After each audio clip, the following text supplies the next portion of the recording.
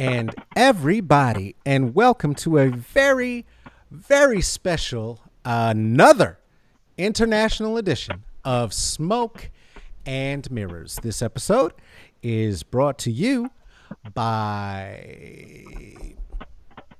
I don't know, let's say the Abrazos program. Let's say that.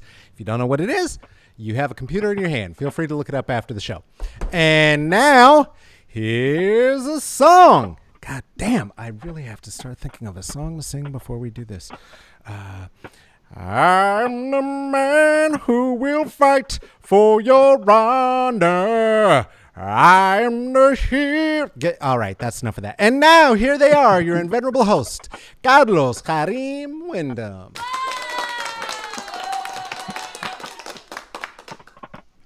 Hey, everybody.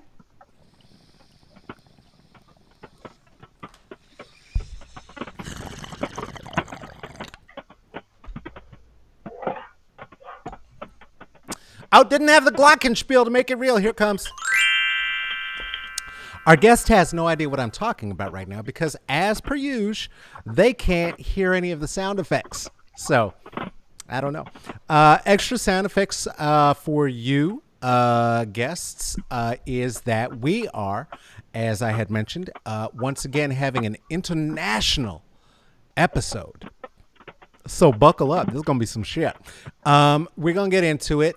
And, of course, we're going to start at the top of the show the way we always start at the top of the show by thanking and inviting you to thank and invite more people here even. Here we go. Hey, this is Smoke and Mirrors. You know what it is. There are so many ways to support. You can do it one of many ways. One, watch it. You're doing that right now. If you're on the YouTube, if you're on the Facebook, go ahead, like, subscribe, smash a pound button. That's what the young people say. Sounds really gross, and it felt bad in my mouth. I'm not going to say that again. Go ahead and give us a like, subscribe, leave a comment. Don't leave a comment. It's whatever. You know the deal. I'm never going to bogart this. This will always be here. It'll always be free. Tuesdays and Thursdays. If you absolutely love it, though, and you want to drop 5 on it, there are ways to do that. You can do that at the Venmo at Carlos-Wyndham Cash App at $CK Wyndham and PayPal /me.ck Wyndham. We haven't done it in a while. Let's get old school with it. Let's thank the patrons. Why not? Here we go. Big breath. Ruthie, Erica, Amber, Aaron, Seth, Lisa, Kristen, Renisa, Michael, Natalie, Juliet, Tarika. I wish they were going faster across the screen. I thought I had it all. I could have done that all in one breath. Here we go. Okay. Part 2. Tracy, Venus, Jen, Tink, Joe, Kelly, Jorge, Joe, Tracy, and, of course, and as always, Anonymous, who said, do not send me your swag. There's enough bullshit on the planet. So, I won't. Hi, everyone. It is Tuesday. You know what day that is. That means we are here with a guest. I haven't a whole lot for a monologue for you today. Because I do want to spend that time. Also, as happens, life is opening up again here in the United States because evidently we've decided we're just going to be about the business of stepping over the dead bodies. And did it ever close? Right? Shit. Tell you what. Goddamn. So, in very limited capacity, we'll be doing a limited seating show this evening. I'll be safe. Don't touch me. Yeah, it's gotten weird. It is weird. I've done now 2 or 3 stand-up sets, and this is going to be the first music set. And I am looking forward to playing music. I am not looking forward to seeing you in person, though. I love you, but what I'm finding out is that I'm not as ready as I thought I might be to just raw dog audiences. Not quite yet. But I'm getting more and more comfortable. Looking forward to tonight. Today, hey, I am here. Wow, I just shook the whole goddamn set. Did you see that? That was insane. Reconnecting. I'm saying reconnecting in a poor network. As I was about to introduce our guest, I'm still going to do it. They're still going to be here. I don't know how we're going to reconnect, but we shall. My guest, when they arrive, is known throughout these here parts as Bad Dominicana on Twitter and other places. Joshua, can we see if we can get the connection linked back up while we're here? Bad Dominicana currently has a song that you can check out called You Could Be. It is available and listenable over there on your Spotify, over there on your Bandcamp, Campo de Banda, and Zahira Cabrera is their legal name. And one of the things that happens is if you're trying to do a, I don't know, live show across the seas and you happen to be attached in the moment to the Dominican Republic, is that, guess what? There could be a tech issue. There might be one now. We are trying to work it out. As we do, I suppose that will give me space to return to a monologue. Let's see, what else is going on in the world? Oh, still getting the weird sound. Okay, we'll wait and see if she is able to call back and join us. I hope she is. It's going to be special. All right, let's get into it. I did go into public, and I did do some of the stand-ups. It is good to be back. It is good to be back. Folks are excited to be laughing. Folks are excited to be in connection with one another. I'm excited to be able to present ways for us to be in connection with one another. Though I do say, again, it is very, very odd feeling like warm breathises places. That is odd. Let's see. Okay, our guest is back. Joshua, do we have them? It looks like, okay, good job, Joshua. I knew you could get it. So as I was saying, it is very odd to be back with live audiences because, as you know, having been doing prophylactic comedy and musics for the better part of the last year, doing it live and raw dogging it, it feels a little different. It's slipperier and it smells different. But it's essentially the same. It's essentially the same. Okay, listen, we already did all the introductions and guess what? We have an active connection now. And guess what? We're going to use it. So with that, Zahira Cabrera, once again, is known to you if you know them in their music, in their many, many different political positions that they make very clear, especially about you, Eritas, saying that we are not Latinx. I would like to welcome underneath the philosopher's tree, the one, the only Bad Dominicana. Please come on under here. There she is. Come on, let's get some of this. Applause.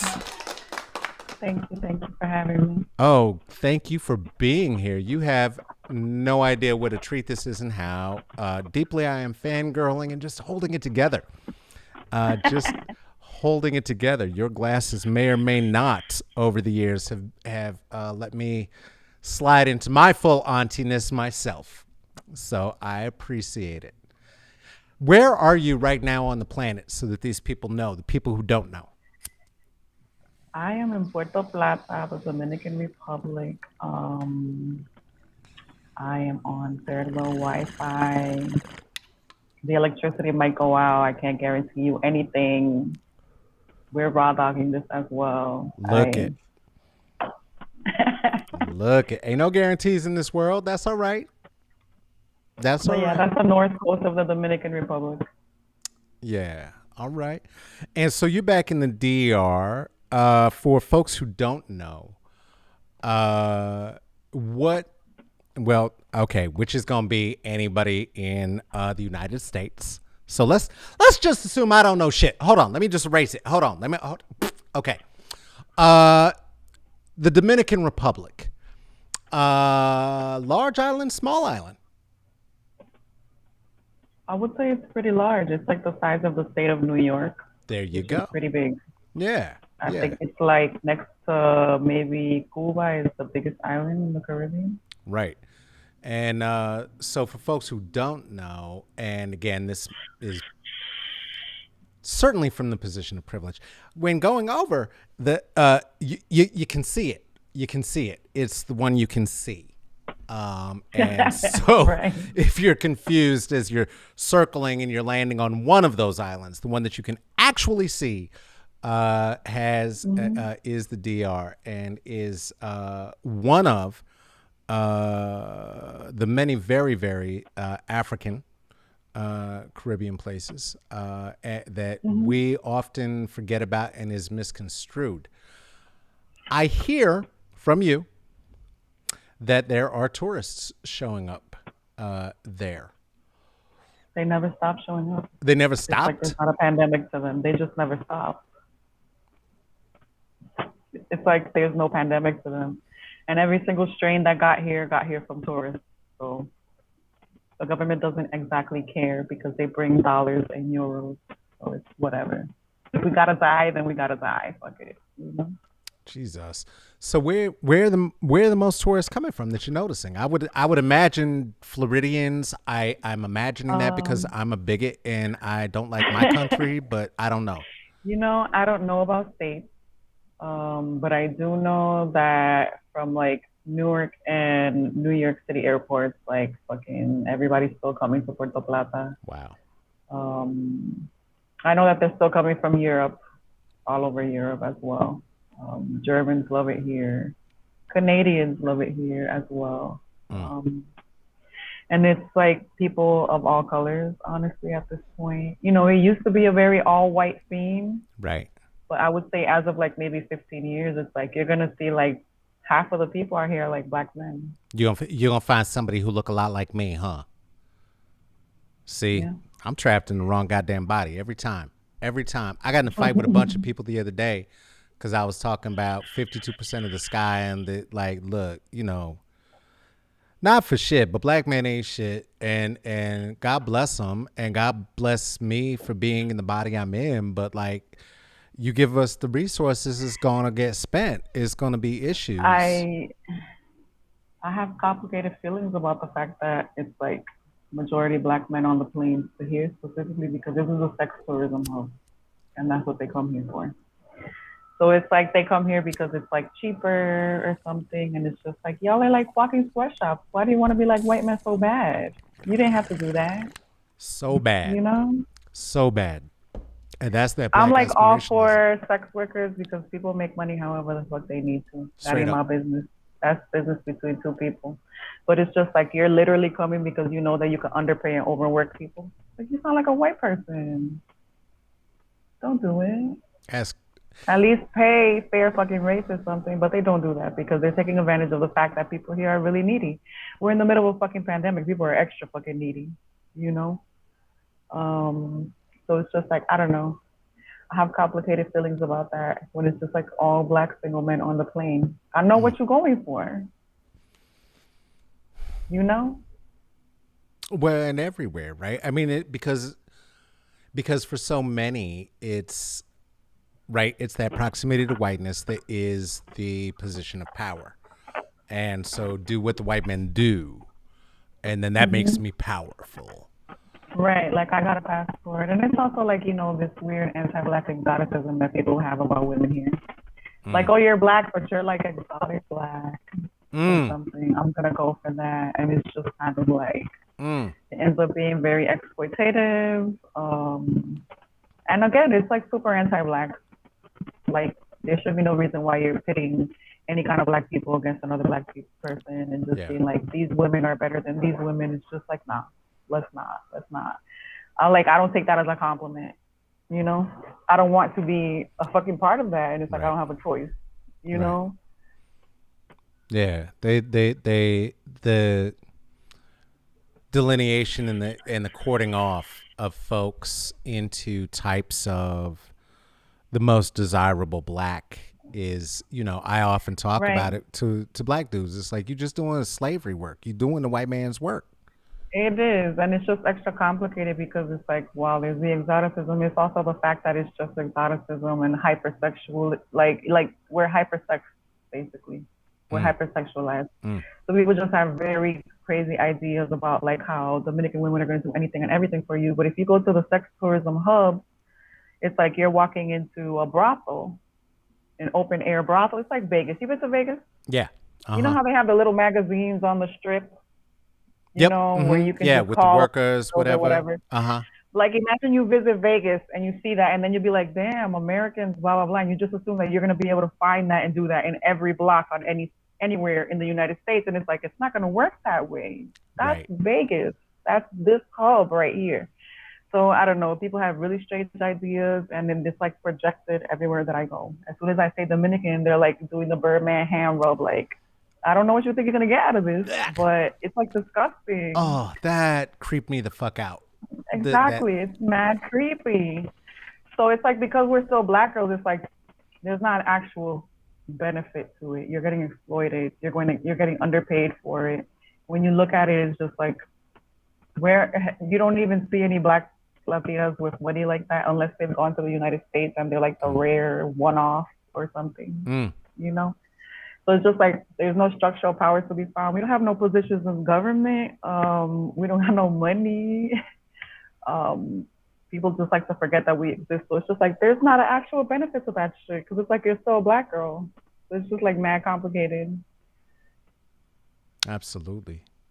So you're back in the DR though, right?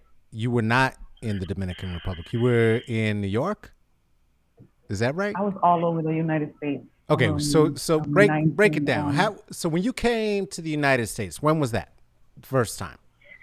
This is complicated, right? The first time I came was when I was born here. Okay, God, all right. When I was born in New York City, not here, but when I was born in New York City. Okay. So it was like, my parents. I was actually conceived in Ohio in a trailer park. But then they moved to New York City because that's where the family was moving, like to the Bronx, whatever. The Bronx is like fucking half Dominican. Everybody knows that at this point. I don't know why people talk about the Heights, because the Bronx is actually the hub. So we went there. I did a year of elementary school in the Dominican Republic because I was acting up at school. And that's what Dominican mothers do. They threaten you with sending you back to DR. And I got sent for a whole year. Then I did all of high school here in the Dominican Republic. I graduated from here. And like at 19-ish, after I finished high school, I went back to the U.S. I lived in Massachusetts, Honolulu. Then I went to Atlanta. From there, I came back to the Dominican Republic for a year. Then I was in Miami, and Savannah, Massachusetts again, So wait, New Jersey. And then I'm back here as of 2 years, and I'm not trying to go back. Okay. Why did you go to Massachusetts twice? Family. Okay. My family's from the people there's like a whole sect of New Yorkers who got driven out of New York City like in the early 2000s. You know how there's like the gentrification and people being pushed out now, but like that started in the early 2000s. For sure. So there's like a ton of like Puerto Ricans and Dominicans that have ended up in Massachusetts that used to be from New York City, basically. Okay. So I got like mad family in like Massachusetts and shit. Okay. That makes more sense. Okay, that makes more sense. So, quickly, just and I want to acknowledge, because I know people are sitting here observing our conversation, is that the picture froze on your end. Don't worry about it. You're wonderful. So for folks who are with us, if we get the picture back, that's great. If not, I'm going to keep it on this split screen, because we still have Bad Dominicana here with us. And if every once in a while I hear them talking, I do this, it's only so our images match. You see, but you'll hear it. Don't worry about it. I came into contact with you and your writing years ago on Twitter when we were grouped at the same time that I was grouped with Janicia around folks who were talking about different Black podcasts, and then started really getting into your tweets and the absolute audacity with which you live what feels to look like a fully integrated life around the many, many, many skills you have.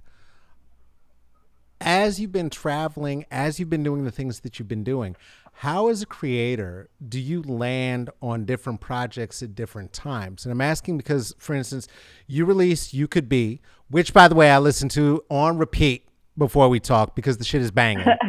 The shit is banging. Just in 2020.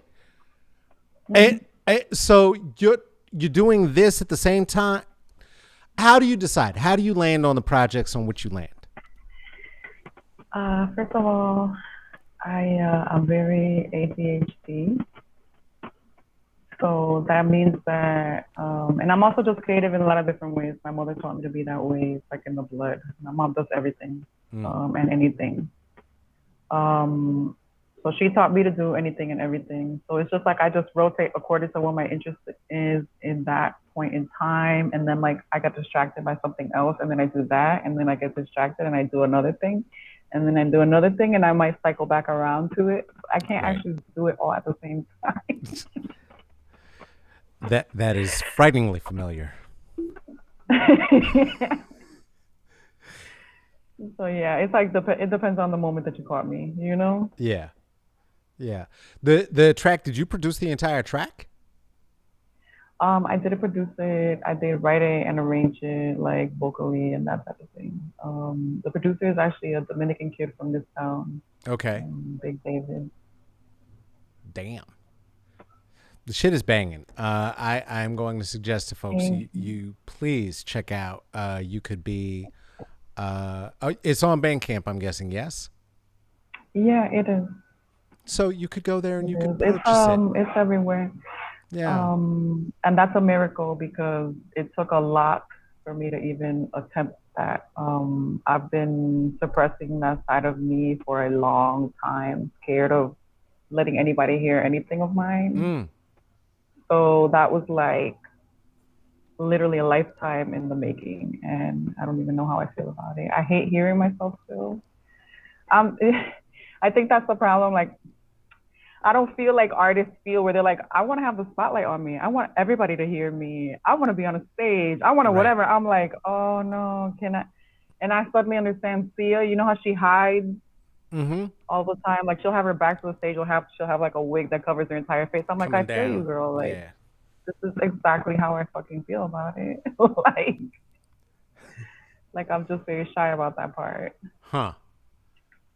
That is wild because well, I mean, I have the same experience, right? I know the people who see me in any of my public presentations would have, I think, a hard time believing that I am shy and very uncomfortable with people. But I feel that. I feel that deeply.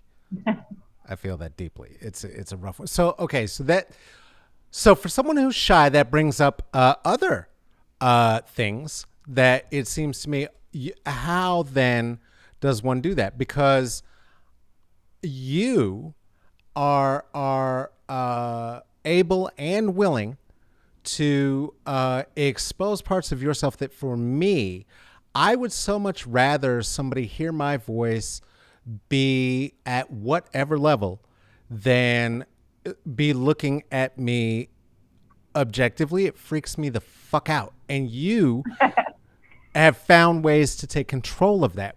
From whence was that born? And what is it that you're doing? Can you describe it for folks? Oh yeah, I think I'm like a public introvert. As one of my honestly, it just started from me I just needed a place to vent when all of this started out.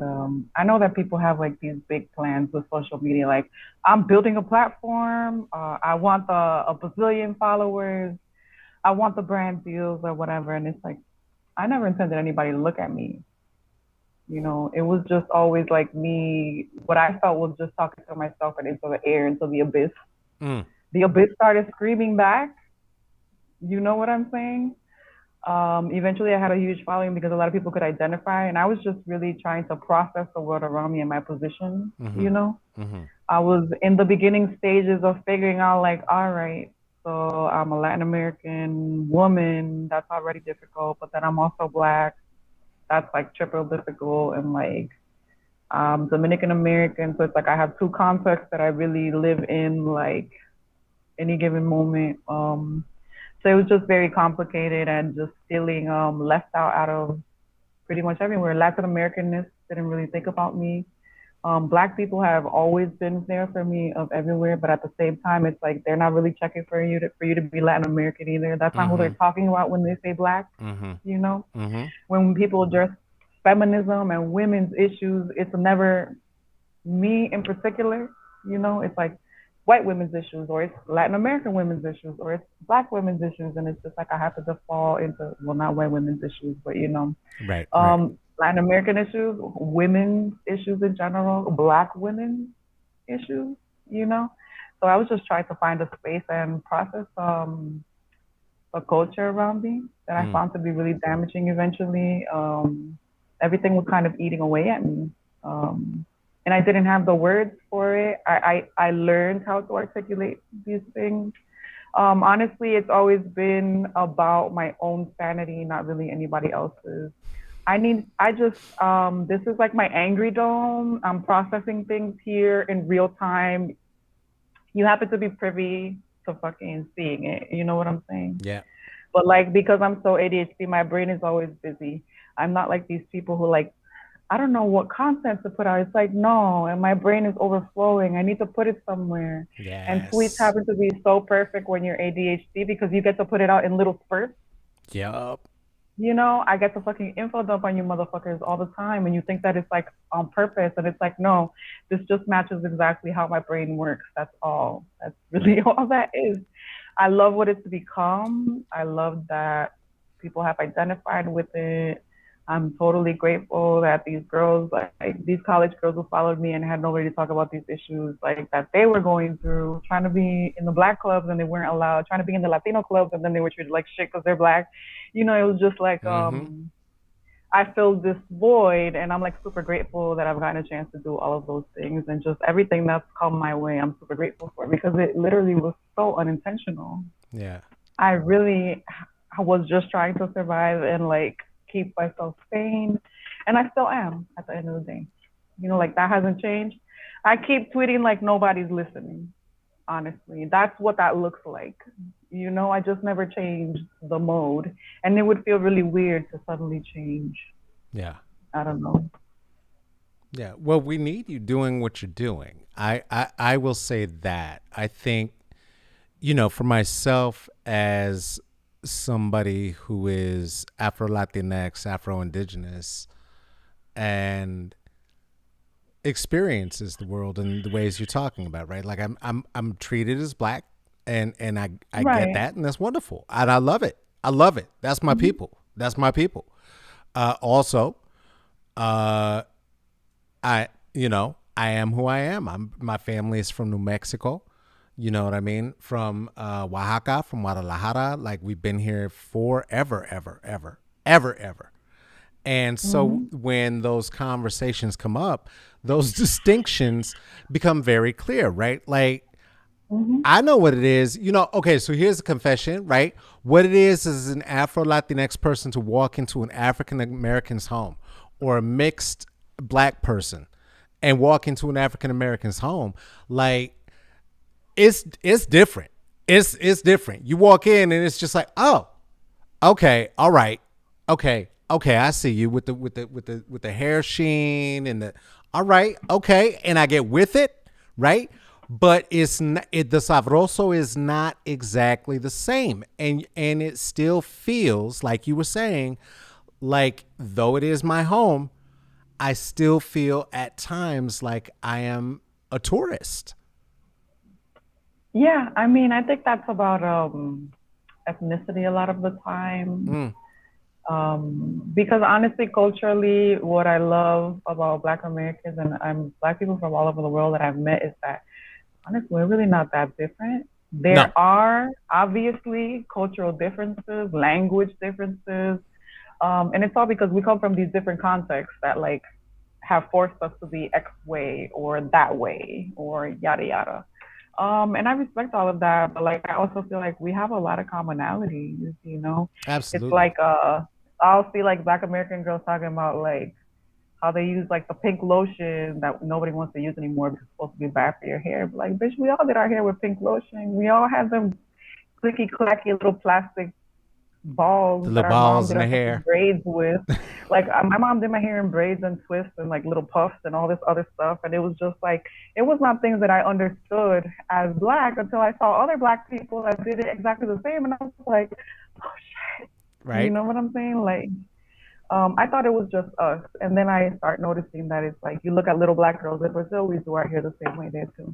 You Yeah. know, and it's just like that there's like this undercurrent of diasporic stuff. And like we switch some things out for the other, but I feel like the Mm-hmm. underlying part that I've learned is like we are very similar and it's still like family. It feels like cousins that live in another country. Absolutely. Absolutely. You know? Yeah. Yeah. Do you ever feel, how do you feel around circumstances where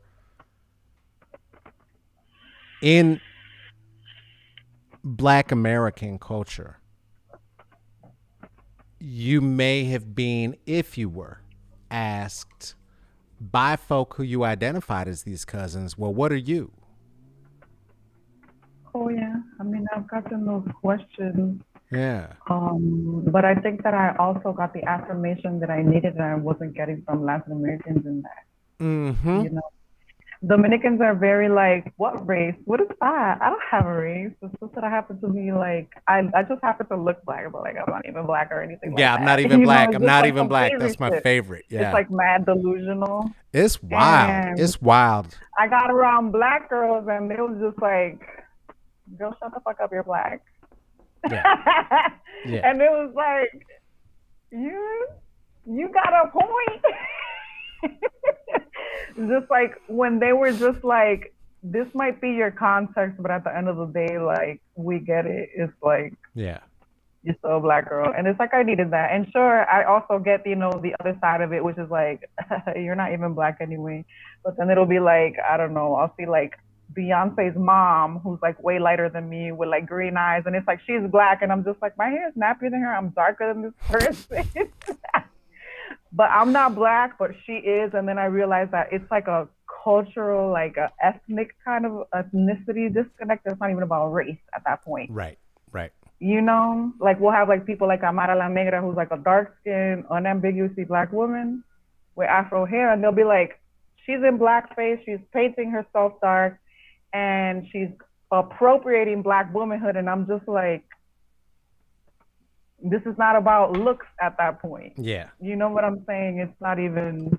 It's about ethnicity, and there's definitely like a tension there, but I would say that for the most part, I can ignore it enough because it's like I get where it's coming from, and at the same time, like honestly, Black people have always been my BFFs, regardless of anywhere that I go. That's my people. That's who I can be around. You know what I'm saying? That's who accepts me. That's who I am. Yeah. That's my culture.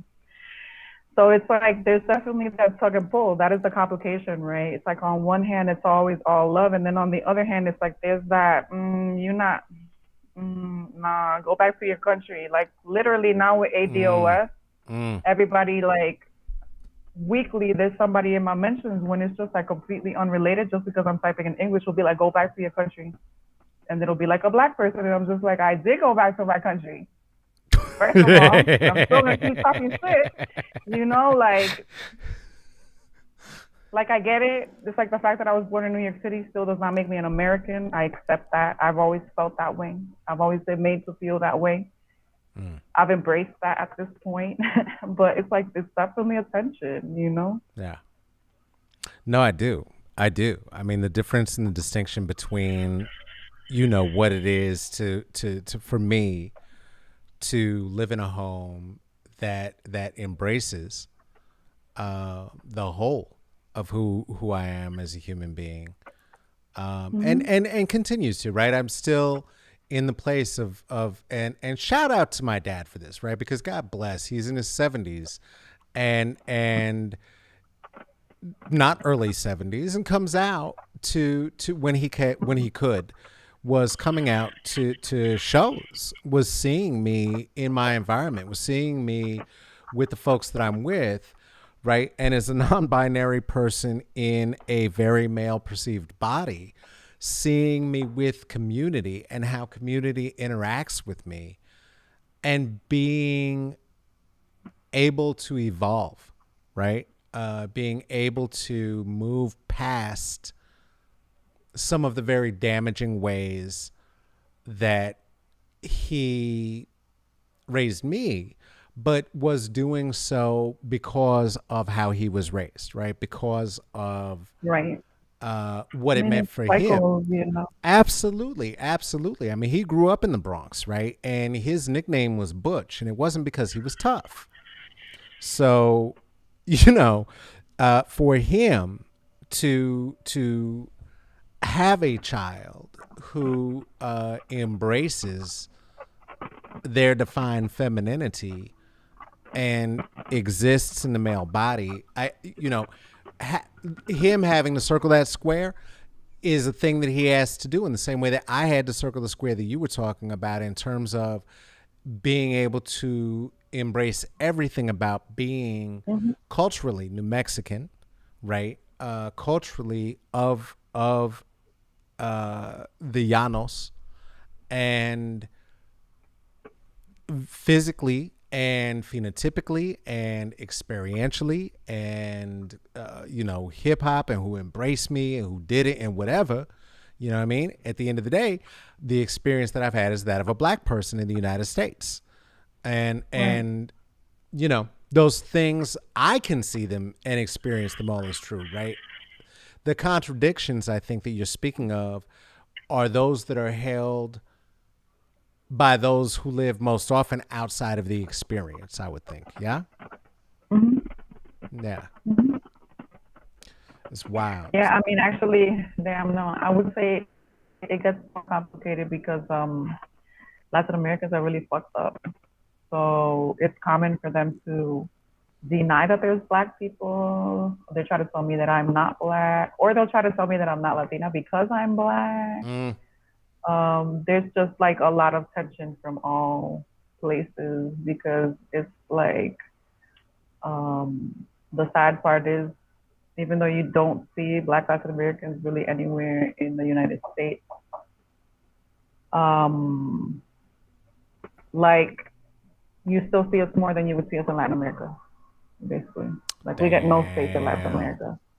They try to erase you completely in Latin America. So it's just like whatever crumbs we get elsewhere, when we get out of Latin America, that's just what we gotta take. People were, somebody was saying before that, like, film is a very powerful form of media, and I just had to be honest with myself and say that I've never seen myself in film. So I've never experienced that emotion. I've experienced the emotion of trying to live vicariously through anybody but people like me. Is that the same as seeing yourself? I've never experienced that emotion.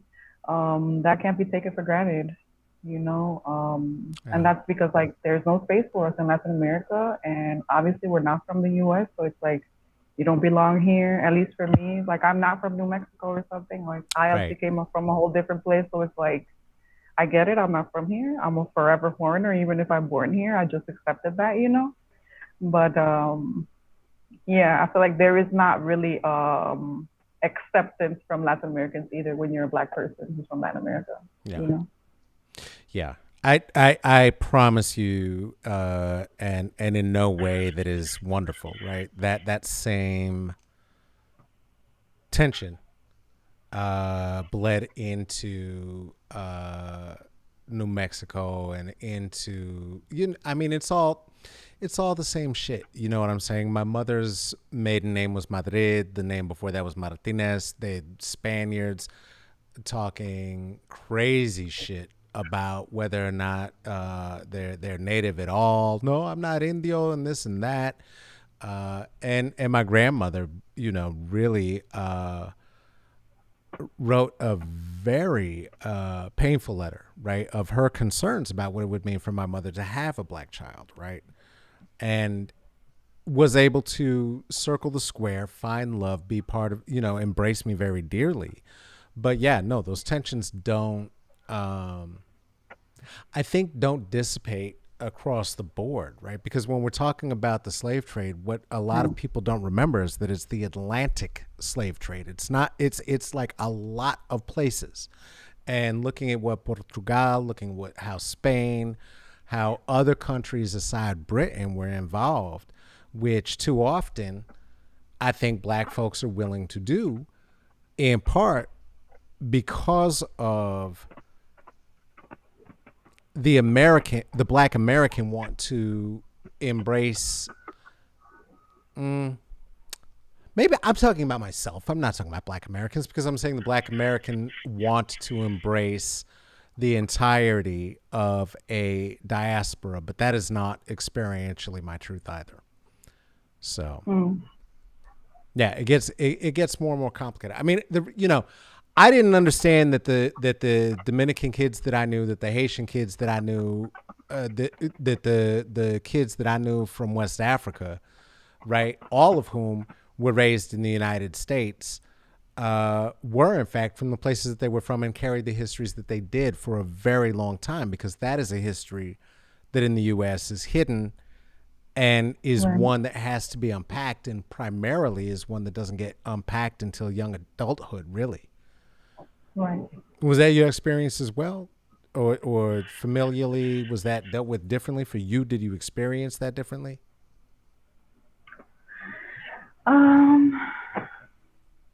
Yeah, I think that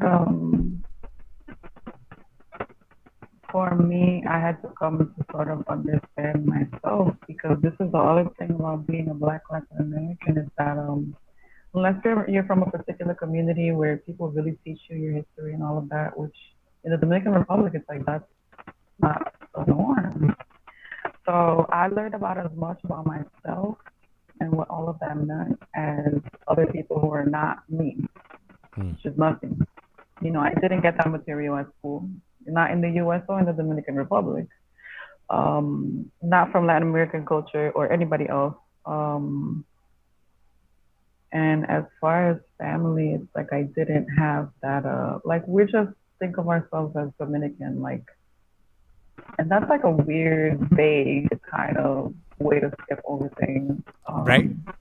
Yeah, I always knew that we were different. Like, it took me getting older to really start calculating the ways that, like, okay, so this is my history, this is how I came to be, and this is why we have this culture that we have, and all of these things. And this is the difference between them. And it's like, they don't get me because shit, I barely got me. Like, why would they, and again, it's like at home, I didn't have that, like, base knowledge either. So it's like you're born into a Black experience. Like in my case, I'm not of many Dominicans, and I'm not gonna speak for all Latin Americans, because plenty of people in Latin America just grow up super proud and know exactly where they come from and how all of this shit happened and blah blah blah. And it's like I really admire that, but like Dominicans are really fucking delusional, so we don't be experiencing that emotion. So I don't know. It was just kind of like a void there for me. Yeah, for sure. And I feel like it's the same void that other people had towards me. I didn't learn, you didn't learn. Yeah, no, I mean, the history. It's almost like I just arose out of nothing, and it was just eventually it got very existential. It's like, what the fuck am I even looking at in the mirror, and why? Right. Literally. And I had to figure that shit out for myself. And that's so much of like what I do now. Is I just say it out loud, but like, yeah, I think that's like, I admire that whole self-knowledge that people grow up with, even. And I don't necessarily blame other people for the ignorance either. Because it's like, was I not?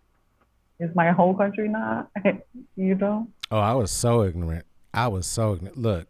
I've come to the very deep conclusion that history is never forgotten. History is buried.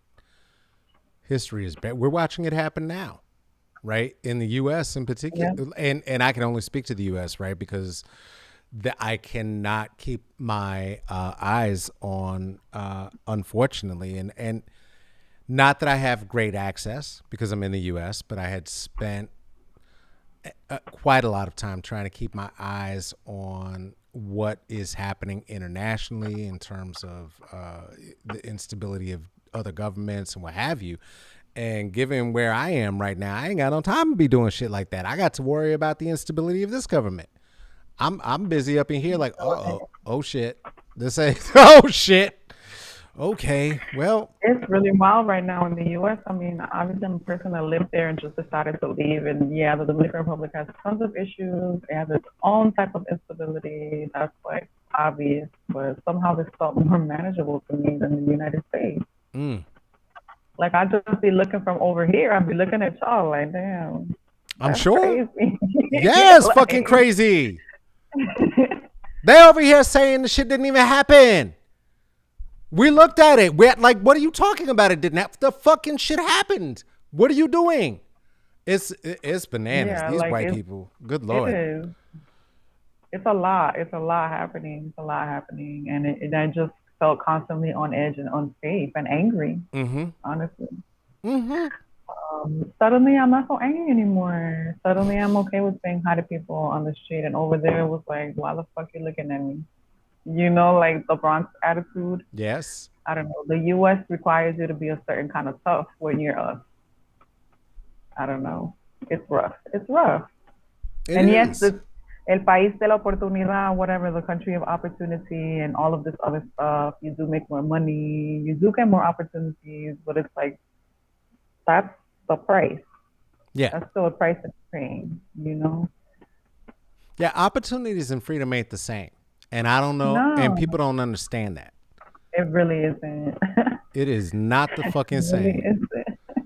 at all. You was talking about being on the beach the other day. What were you saying about the beach and the music and what the differences are that you noticed immediately? Oh, I come from living in the U.S. where you never know, right? When you live in the Bronx, people are nosy just because Mm, people put their speaker facing outside, facing the street. They put it on the window because right. that music is for the people. We're just sharing. You know what I'm saying? Yeah. It's a Yeah. different attitude. But as soon as I left the Bronx, it's like a totally different, like, bitch, you better be quiet. And you're like black and you're like a Latina. So they already expected you to be loud. They're going to call the cops on you. Right. Just be quiet. Just be quiet. Right. So I'm sitting at the beach and we put music on, and somebody in my family just is like, they're not even from the US, but they're just like, they're trying to be considerate, you know? Mm-hmm. Mm-hmm. They try to turn the music down, and like a lady behind us starts yelling, turn it back up. You know what I'm saying? And I was just like people here are totally fine with noise. My neighbors be yelling karaoke shit up there in the garage at like 11:30 at night. I Nobody love it. cares. I It's like love we it. understand that people live their lives and that we're lively people and that you don't have to act like you're dead in your house. You know what I'm Right. saying? You don't have to sound like you're dead in there. Right. You Or know in what the I'm saying? Like streets. that's not an expectation. Yeah. It's insane. I was Now in. after midnight, yeah, people are quiet. But Okay. before then, they don't give a damn. See, that's dope. I was in Kingston for a time, and it was it was the most liberating experience I've ever had in my life. It was the most liberating experience I've ever had in my life. And not because I have any lineage or am connected, but seeing black folks just live so loud and free. Just you got a song in your head, sing it. Walking down the Right. street, I don't give a shit. Right. No I don't headphones know. in, White nothing. culture is so repressive. We're Oh always told that we're Lord. so ghetto and uneducated for that, and it's so crass and so It was whatever. And it's like, I'm sorry that we're not like boxy, uptight, like it was so androids like lovely. you. Right? Going to the music store is just like a matter of like, okay, you're gonna point at tapes and that's it because you And can't I hear can just shit. see the, They can't the hear the shit. proper respectable black people right now. They're like, excuse me, I am not loud. I speak properly and I do not do any of these things. All right, bitch. But like that's you. The rest Look, of us if it, let me say this: if I know there's that they're there. right any aspirationalist, tuxtabilian motherfuckers who get a hold of this and enjoy and indulge and decide they got to comment, bless you too. Bless you Stop too. pushing stereotypes about black people being loud because I've heard it all. I've That's really it. heard it Oh, all. for But it's real. like, how I've can I lived it. deny to you that Dominicans be yell talking over everybody all the time? This is how we talk, It's a you conversation. know? It's a And it's very conversation. class here because then people will be like, well, I'm not. I don't do that. Also, I'm not Dominican. Well, I'm classy. Like, good for you, bitch. But the common people are Right. going to I'm be a little louder. with the And it's hair like, it's whip. With not the because hair it's a whip, they'll tell stereotype you. because clearly you bitches exist who are nice and proper and respectable. But listen, it's just like cultural differences exist and they're okay. They're not supposed to be ashamed. Right. We're not hurting nobody. At all. That's like mad white to be heard about that. You know? At all. I mean, if you really, that's the other thing, right? If is that if people really understood all of the different cultures and that there were, right? Like even the little fucked up stereotypes around like the quiet Asians and whatever. It's like, nigga, do you know any Koreans? What are you talking about? Who's the quiet? Like, I mean, have you I've been only around a ever bunch of been to, Cambodians? I don't know what we you've talking been about. Who the around, quiet you've been people? at a Chinese restaurant and heard them yell talking all the time to each other, and it's just like I just be like, y'all sound like Dominicans. Sound like You know what I'm Cubans, saying? sound like black I don't, folks. I It's all can't judge because loud. that's how we fucking talk. Like, And how it should be. Be loud. you know, Do it. Be and, you. and people will call me. They'll call me, and it'll be like my family in the background. They're like, "Are they about to fight?" And it's like they're joking, they're laughing, they're talking over each other. You know what I'm saying? Like they're just passionate about what they're saying. Right. Like there's absolutely no negative feelings At in all. there. It's very misinterpreted. Yeah. You know? Yeah. It's wild. It is wild. I don't know. Loud cultures. Those are the cultures I want to be around. Also, those are restaurants I want to go in because that's where the good food is going to be at. If there's not like a little, that's the same in the U.S. If there's not a ripped seat at the West Indian joint, it's the food is probably trash. It needs to be a little bit ghetto. Right? You know, that's people that make the good food. Like I'm sorry. Got to be a little bit manky. Got to, You know, if, that, everyone knows this. If they're not rude to you at least a little bit at the West Indian place, the food not gonna be not bomb. gonna, if It's at the West Indian place, at the Ethiopian place, look just it. a little bit rude. If they too nice, there's a better restaurant. I'm telling you. My auntie Sahai, who is the proprietor of Ras Casas, the longest standing Ethiopian restaurant in Colorado. The first time we went there, people were ordering around the table. My foster brother Mkuseli was with us from South Africa and from Botswana. And he said to her, I would very much like to have a beer. And she said, oh, that's very nice. We don't have beer. You have water, iced tea. Okay, but well then can I have Coca-Cola? Water, iced tea. Iced tea? Good. And like just bounced. Like I was like, he was in shock. I loved it. I was just like, oh my God. No, that's how she became my auntie. I was like, oh, you're my friend. I don't know. Listen. I prefer people to be a little more direct, honestly, instead of beating around the bush and faking it. I think that's just me. And again, it's just a different way to live and see things, you know? I don't value fake niceness. Then you ain't got to carry it in your chest. You ain't got to go talk about what happened at work and because you just said it to whoever. Boom. I don't know. Yeah. And like even the concept of politeness, it's just like, are white people really polite?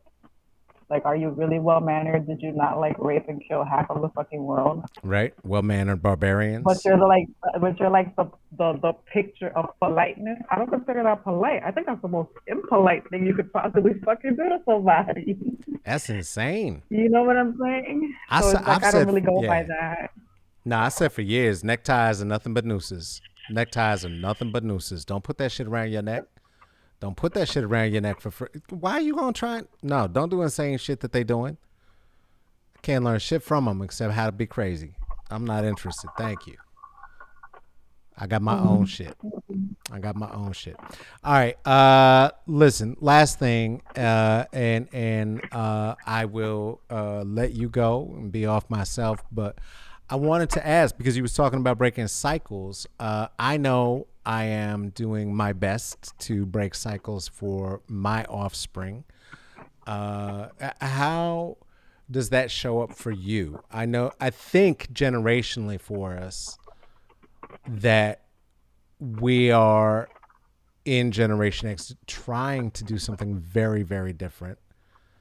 And I'm seeing it show up in some results overall and personally. How is the shift of trying to break cycles going for you, both personally and I guess in the larger picture? Um, I would say it's going good to be honest. I can't do everything on my own, right? I didn't fuck all the shit up on my own, so I can't Right. really fix it on my own. But I do what I can, and it's like with like raising my child, or like even with family stuff and the world around me, I would say that like say I've taught my daughter from the beginning all the things that I was never really taught about our history and our culture and pride. Mm. You know what I'm Mm. saying? Mm-hmm. And why things are the way that they are. You know, I used to get a just because answer, but I think that they didn't know how to explain that either. Right. You know, so it's like I'll give her the real reason. You know, it'd be like, Mom, why are things the way that they are right now? Mm. It's like, shouldn't everybody have food? Shouldn't everybody have a place to live? Mm. And these are just things that children will just, if they're well raised and they're raised to be good natured and care about other people, you're not raising a little sociopath, they're going to be thinking these things. Mom, why do people have to pay rent? Mm. Why can't they just live in a house and not have to worry about these things? And it's just like suddenly you realize you have a little anti-capitalist on your hands. You have a little decolonialist on your hands, and they just need the information because that's just natural in them. It's called basic empathy. Mm. You know what I'm saying? So it's like I'm trying to do that. My daughter's also like Afro Hawaiian, you know, Dominican Hawaiian. So she Mm-hmm. has like a lot to learn about that side and her people's struggles on that side, like indigenous stuff.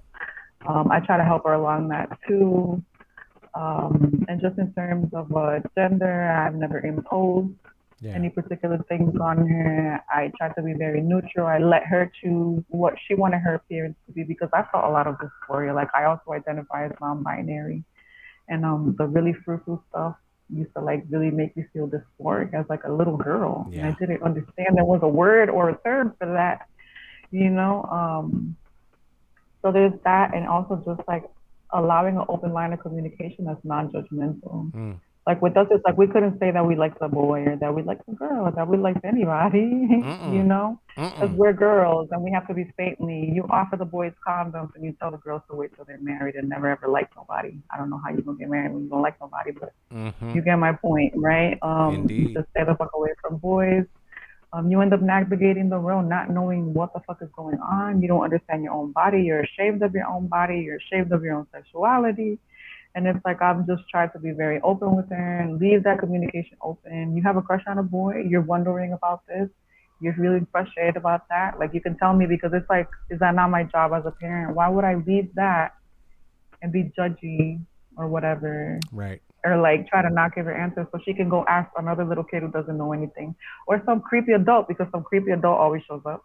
Some Always. fucking creep to explain things in a way that they really shouldn't, you know? Always. Yeah. Um, so it's just like that's my job to do. Mm. So like that's what I see as breaking cycles as far as parenting. It's like I'm not perfect. I have to learn along the way, you know. But because like there's no There's no schematic for people like me or people like you, like people who are like just trying to like not follow the assigned path Mm, or whatever, mm. you know?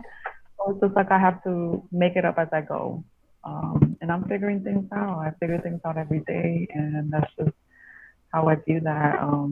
It's just like in everything, just trying to change the way that I interact with people and trying to change the way that people interact with me, realizing what abusive behavior starts to look like, the little jibs and like digs at you verbally, that are supposed to be just kidding, and how they escalate, like I don't have tolerance for that anymore. I had to learn the hard way. Right. And just like what all of these red flags are that we've normalized, it's just different types of violence, honestly, that we just see as so normal. So we allow it in our life. We let it take root. And now I'm just like, I'm trying to catch it and spot it immediately because I don't want this anymore. I want better, for myself and for my family and for everyone around me. Mm. So it's just like everything, like a very holistic thing, And I can go on, but it's just like name the aspects of your life. And I've been trying to fucking analyze and rework those things if necessary and keep what's really great and amazing about us, Yeah. Because everything doesn't have to be changed. Some things are perfect, you know. But yeah, that's kind of how I move at this point. I love it. And I can tell you, despite whatever technical challenges we've been having, that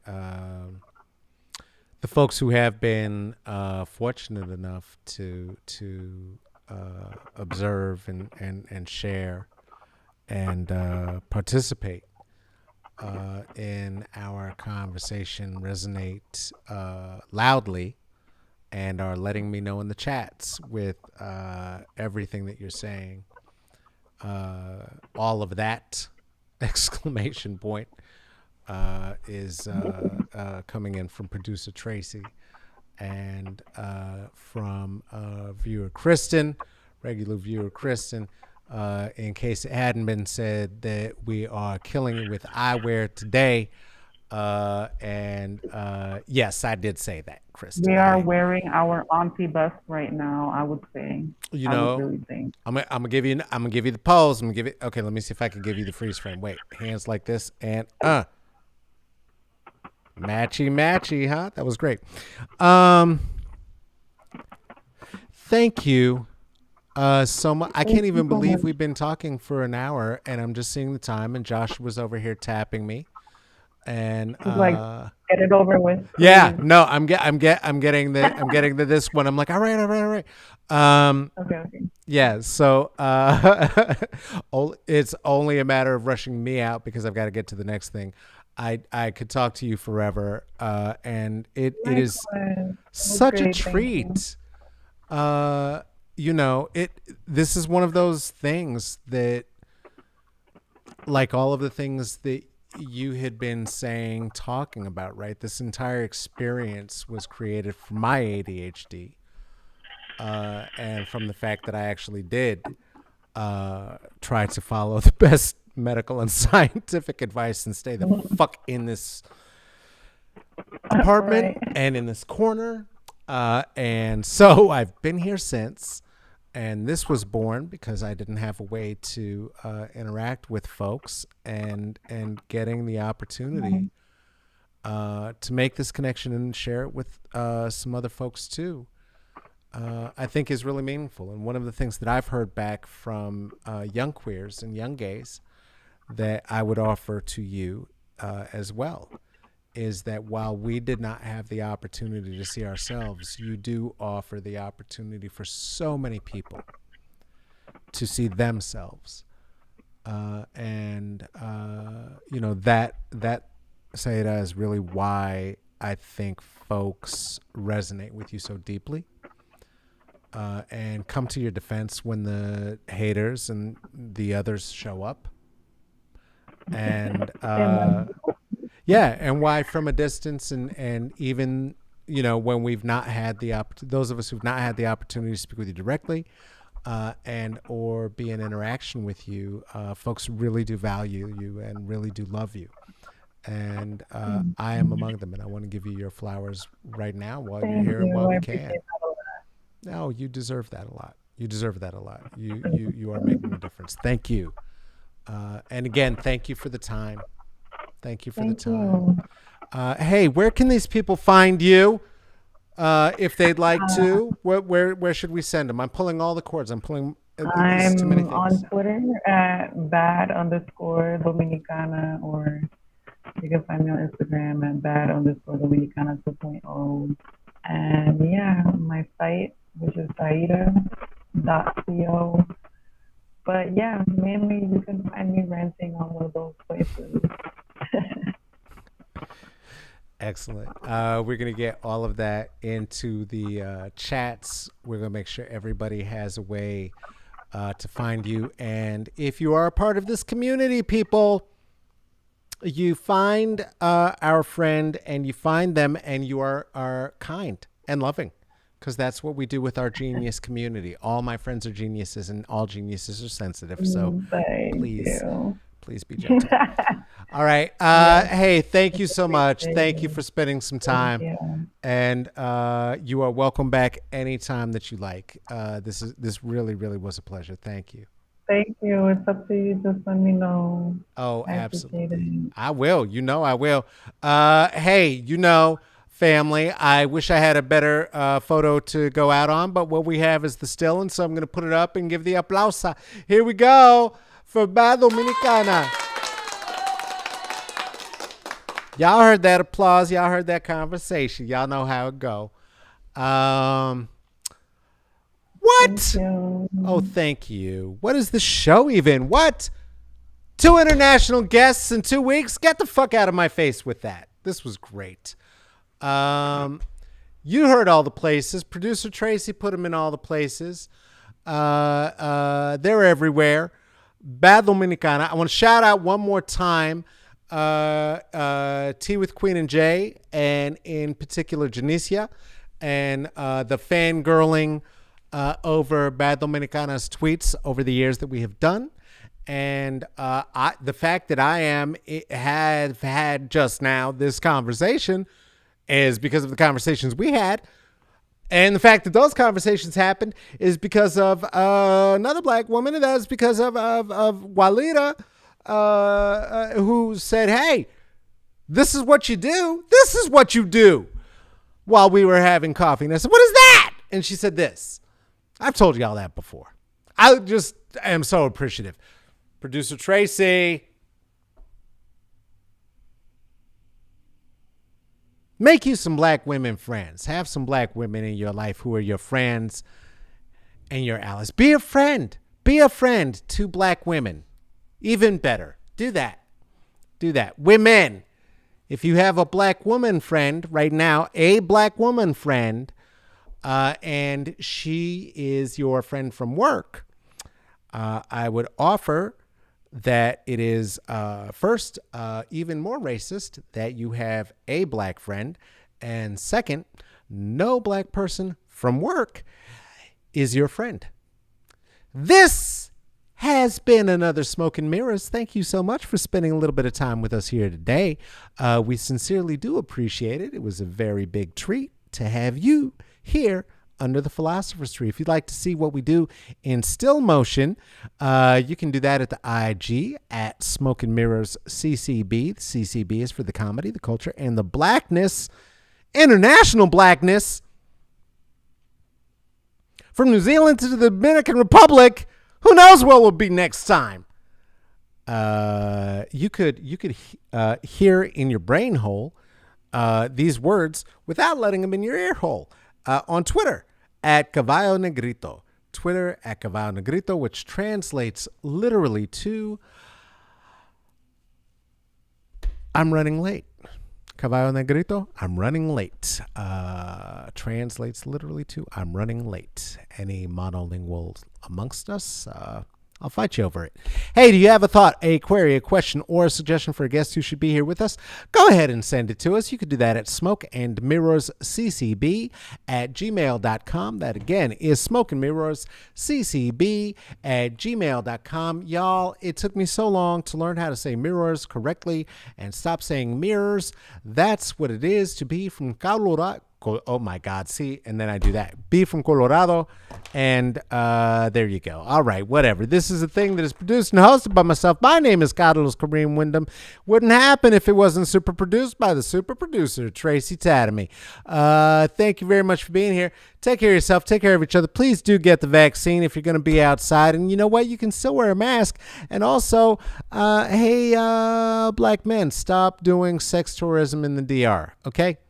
I'm going to just add that for today because fucking gross, dog. It's really gross. Hey, happy Pride. Okay, see you later. Bye-bye.